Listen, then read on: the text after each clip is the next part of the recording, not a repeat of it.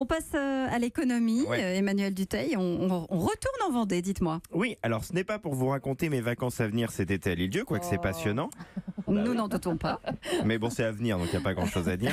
Si je vous en parle ce matin, c'est parce qu'Emmanuel Macron se rend aujourd'hui en Vendée, vous l'avez rappelé tout à Oui. l'heure, Raphaël. Il va notamment sur la table de Clémenceau et il va profiter de ce déplacement pour faire un détour par les herbiers. Alors on en a beaucoup parlé ces derniers temps, les footballeurs amateurs se sont inclinés en finale de la Coupe de France face au PSG. Qu'est-ce que vous Aujourd'hui, êtes calé en foot? Ah, vous avez vu ça, mais pas question de football aujourd'hui.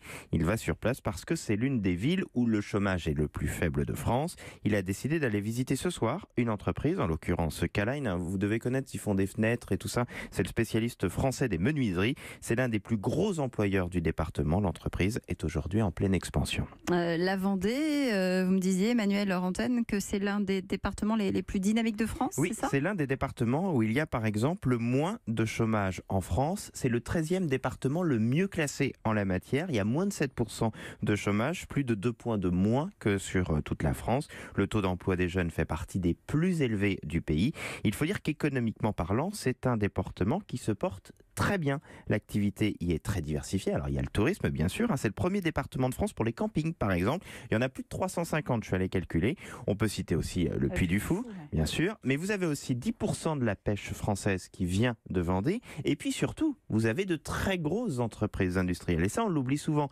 Sodebo et ses pizzas, Fleury-Michon, c'est vendéen. Vous avez aussi les chantiers navals Beneteau. Alors ça peut être étonnant, mais même le siège d'Air Caraïbes est en Vendée, etc., etc. En tout cas, malgré toutes ces entreprises, il n'y a pas assez de main-d'œuvre aujourd'hui en Vendée. Le département de Vendée, vous pourrez le voir à la télévision, vient de lancer il y a quelques jours une pub pour donner envie aux gens d'aller travailler en Vendée. Et comment on explique cette désertification, en tout cas cette c'est pas volonté, une désertification, cette volonté c'est parce de pas que y ça aller, cartonne quoi. et qu'ils n'ont pas assez de gens. C'est un petit département malgré tout. Démographiquement parlant, c'est un département qui gagne Et pourquoi on n'y des va gens. pas C'est une très bonne question. Toutes les personnes que j'ai eues en ligne hier m'ont dit la même chose.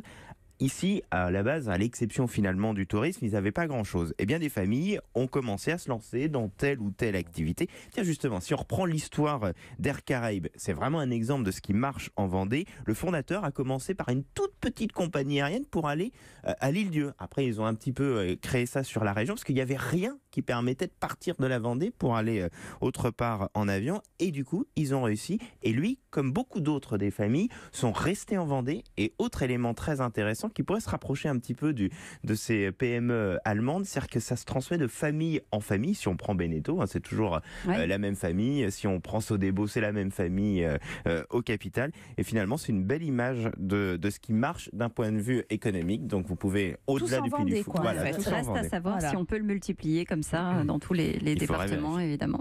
Ça fait rêver.